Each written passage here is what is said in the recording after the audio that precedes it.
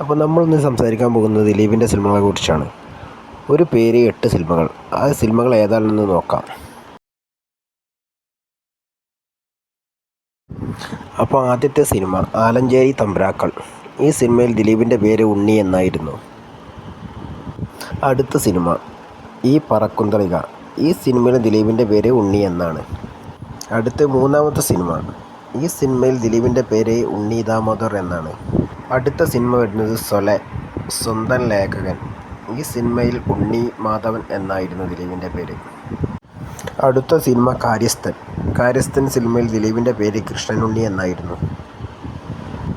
പിന്നെ വന്ന cinema welcome to central jail. ഇതിൽ ദിലീപിൻ്റെ പേര് ഉണ്ണിക്കുട്ടൻ എന്നാണ്. ലാസ്റ്റായി ദിലീപ് ഉണ്ണി എന്ന കഥാപാത്രമായി അഭിനയിച്ച സിനിമയാണ് രാമലീല.